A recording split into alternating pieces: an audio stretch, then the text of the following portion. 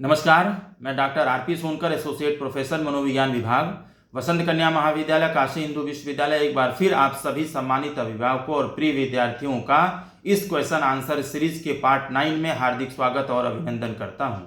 प्रिय विद्यार्थियों, आप लोगों में से बहुत सारे विद्यार्थियों ने लिख करके यह पूछा है कि सर मेरा एडमिशन क्या बीए आर्ट्स और बीए सोशल साइंस में हो जाएगा। आप सभी ने अपना इंडेक्स लिखा है और इंडेक्स के आधार पर जानना चाहा है। प्रिय विद्यार्थियों, आप लोगों में से और भी बहुत सारे सवाल कई सारे विद्यार्थियों ने पूछा है, जिसमें से कुछ सवालों को मैंने चुना है, कुछ सवालों को लिया है और उन सवालों का जवाब मैं आज के वीडियो में दे रहा हूं। जिन लोगों के सवालों को हमने नहीं लिया है उनके सवाल को मैं अगले वीडियो में निश्चित रूप से शामिल करने की कोशिश करूंगा। सवाल लेते हैं पहला और शुरू करते हैं सवालों का यह सिलसिला।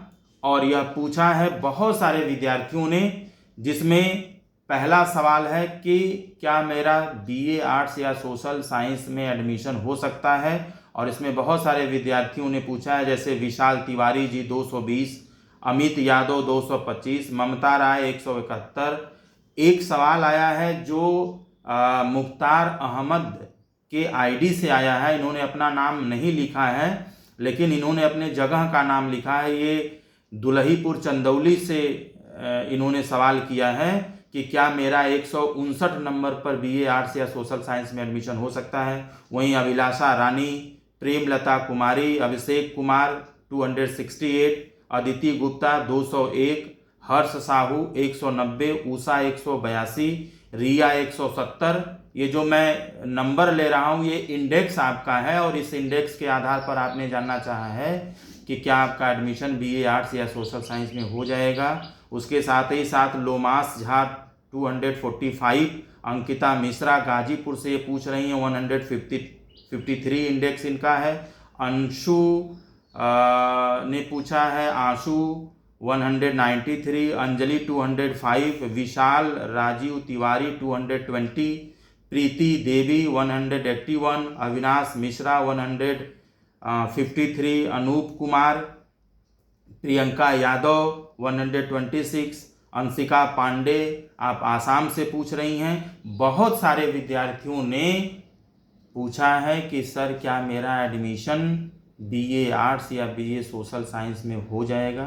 प्रिय विद्यार्थियों, मैं आपकी जानकारी के लिए बता दूं कि मैंने इसके पहले जो वीडियो बनाया था, यानी परसों जो वीडियो बनाया था हमने, वो बीए सोशल साइंस के एडमिशन से संबंधित कट-ऑफ पर आधारित था। यदि आपको बीए सोशल साइंस से संबंधित बीए में एडमिशन से संबंधित जानकारी चाहिए तो आप मेरे परसों वाले वीडियो को, यानी आप 22 तारीख वाला जो वीडियो मैंने बनाया था सोशल साइंस कट-ऑफ पर आधारित, आप उसे सुन सकते हैं। साथ ही साथ कल यानी 23 जुलाई को मैंने बीए आर्ट्स के कट-ऑफ के बारे में विस्तृत रूप से बताया था। आप कल वाले वीडियो को सुन सकते हैं, आपको पता लग जाएगा कि आपका एडमिशन बीए आर्ट्स में उतने इंडेक्स पर हो पाएगा या नहीं। यानी आप जितने लोगों ने सवाल पूछा है, आप 22 और 23 यानी सोशल साइंस और आर्ट्स जो दो वीडियो मैंने अलग अलग और जो कोर्स का बताया था उसको सुन करके आप अपना इंडेक्स मिला लीजिए कि क्या आपका इंडेक्स उस कट-ऑफ के रेंज के अंदर आता है या नहीं। तो आपको अनुमान लग जाएगा कि आपका एडमिशन हो पाएगा या नहीं हो पाएगा। प्रिय विद्यार्थियों, वहीं जल्दी से हम दूसरा सवाल उठाते हैं जो अनूप कुमार सिवान बिहार से पूछते हैं और साथ ही साथ आकाश वर्मा जी का भी प्रश्न है। और ये लिख रहे हैं कि क्या पीडब्ल्यूडी या पीसी का जो कट-ऑफ होता है बीए आर्ट्स और सोशल साइंस में, वह कितना जाता है। प्रिय विद्यार्थियों, पीडब्ल्यूडी या पीसी का जो कट-ऑफ होता है, इस कट-ऑफ में यानी इस कैटेगरी में सारे कैटेगरी के बच्चे आते हैं, चाहे वो जनरल हों, ओबीसी हों, एससी हों, एसटी हों, ओबीसी हों, ईडब्ल्यूएस हों, कोई भी बच्चे हों, सारे के सारे को कंसीडर पीसी कैटेगरी में किया जाता है। इसलिए पीसी कैटेगरी का एक अलग कट-ऑफ बनता है, एक अलग स्कोर तय किया जाता है और पीसी कैटेगरी का जो कट ऑफ होता है वह हमेशा जनरल कैटेगरी के कट ऑफ से नीचे रहता है। ठीक है, तो निश्चित रूप से आपका एडमिशन पीसी कैटेगरी में हो सकता है जब आप उस कट ऑफ के अंदर आएंगे। एक मोटे तौर पर मैं बात कर लूँ तो पीसी कैटेगरी का जो कट ऑफ है, मैंने पीछे भी बताया कि यह जनरल कैटेगरी के कट ऑफ से कम होता है, यानी एक एवरेज कट ऑफ होता है। ठीक है, क्योंकि इसमें सारे कैटेगरी के बच्चे शामिल होते हैं। वहीं दूसरा सवाल आप लोगों ने किया है कि सर बीए आर्ट्स और बीए सोशल साइंस क्या होता है, दोनों में क्या अंतर होता है और बेहतर इन दोनों में से क्या है। प्रिय विद्यार्थियों, बीए आर्ट्स और बीए सोशल साइंस वास्तव में दोनों बीए का ही कोर्स होता है, लेकिन बीए आर्ट्स में बहुत सारे सब्जेक्ट होते हैं और वहीं पर बीए आर्ट्स की तुलना में बीए सोशल साइंस में कम सब्जेक्ट्स होते हैं। अगर हम बीए सोशल साइंस के मेन सब्जेक्ट्स की बात करें तो इसमें मुख्य रूप से 5 ही सब्जेक्ट आते हैं, जिसमें साइकोलॉजी है, सोशियोलॉजी है, हिस्ट्री है, पॉलिटिकल साइंस है और इकोनॉमिक्स है। इसके साथ ही साथ इसमें जो है जियोग्राफी को भी शामिल कर लिया जाता है। ठीक है, इसके अलावा कुछ 1-2 सब्जेक्ट्स और होते हैं जो बीए सोशल साइंस में शामिल कर लेते हैं, यानी मुख्य रूप से 5 ही सब्जेक्ट होते हैं। इसकी तुलना में बीए आर्ट्स में बहुत सारे सब्जेक्ट्स होते हैं। ठीक है, जैसे हिंदी हो गया, संस्कृत हो गया, उर्दू हो गया, इसके अलावा बहुत सारे सब्जेक्ट्स जैसे जियोग्राफी भी हो गया, फिलॉसफी हो गया, ठीक है, AISC हो गया, बहुत सारे सब्जेक्ट्स और जितने भी लैंग्वेजेस वाले सब्जेक्ट्स होते हैं ये सारे सब्जेक्ट्स भी आपके आर्ट्स में आते हैं। ठीक है, तो बीए आर्ट्स और बीए सोशल साइंस को अलग करने का मेन उद्देश्य यही है कि बीए आर्ट्स में जो बहुत अलग अलग सब्जेक्ट्स आते हैं, क्या आपका इंटरेस्ट उन सारे सब्जेक्ट्स में है तो आप बीए आर्ट्स में एडमिशन इसी इंडेक्स के आधार पर ले सकते हैं। और बीए सोशल साइंस में यानी जो 5-6 सब्जेक्ट्स हमने बताया, आपका इंटरेस्ट इन सब्जेक्ट्स में है तो आप अपना एडमिशन बीए सोशल साइंस में ले सकते हैं। ठीक है, यह हमेशा से देखा गया है कि बीए सोशल साइंस का कट ऑफ जो होता है वह हमेशा बीए आर्ट्स से ज़्यादा होता है। ठीक है, और तीसरी महत्वपूर्ण बात यह कि बीए सोशल साइंस की तुलना में बीए आर्ट्स की सीट भी ज़्यादा होती है। तो बीए आर्ट्स में सब्जेक्ट भी ज़्यादा होता है, बीए आर्ट्स में सीट्स भी ज़्यादा होती है, इसलिए बीए आर्ट्स का कट ऑफ जो होता है वो बीए सोशल साइंस की तुलना में हमेशा कम होता है। और बीए आर्ट्स और बीए सोशल साइंस से दोनों जो कोर्सेस होते हैं वो BHU मेन कैंपस लेके महिला महाविद्यालय से लेकर के बाहर के जो चारों एफिलिएटेड कॉलेजेस हैं उन सभी जगहों पर चलता है। यानी आप बीए आर्ट्स और बीए सोशल साइंस में एडमिशन लेना चाहते हैं तो आपको पूरे 6 सेंटर्स पर आपके इंडेक्स के आधार पर एडमिशन लेने का पूरा मौका मिलता है। और आपने इसी का दूसरा जो पार्ट है कि इसमें से बेहतर कौन है, क्या हमें बीए आर्ट्स करना चाहिए या बीए सोशल करना चाहिए, तो इसका जवाब कोई फिक्स्ड नहीं है।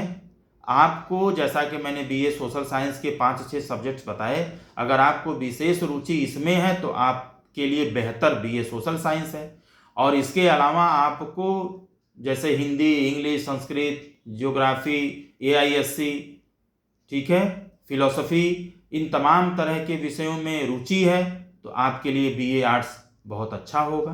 तो ये आप खुद तय कर सकते हैं कि आपकी विशेष रुचि किसमें, आप किसमें बेहतर कर सकते हैं। जिसमें आपकी विशेष रुचि है, जिसमें आप विशेष कर सकते हैं, वो कोर्स आपके लिए बेहतर होगा, बेहतरीन होगा। प्रिय विद्यार्थियों, चौथा सवाल लेते हैं जो एक विद्यार्थी ने पूछा है कि सर हॉस्टल अलॉटमेंट में रिजर्वेशन मिलता है, क्या इसमें और भी तरह के कोटा को शामिल किया जाता है। प्रिय विद्यार्थियों, हॉस्टल अलॉटमेंट में भी रिजर्वेशन को फॉलो किया जाता है। यानी हॉस्टल अलॉटमेंट का जो मुख्य क्राइटेरिया होता है वो आपका इंडेक्स ही होता है, लेकिन इस इंडेक्स के आधार पर भी हॉस्टल अलॉटमेंट में ये ध्यान दिया जाता है कि आप किस कैटेगरी से हैं, क्योंकि अलग अलग कैटेगरी का जो कट ऑफ होता है हॉस्टल अलॉटमेंट के लिए, हॉस्टल देने के लिए, वो अलग अलग तरीके से तय किया जाता है।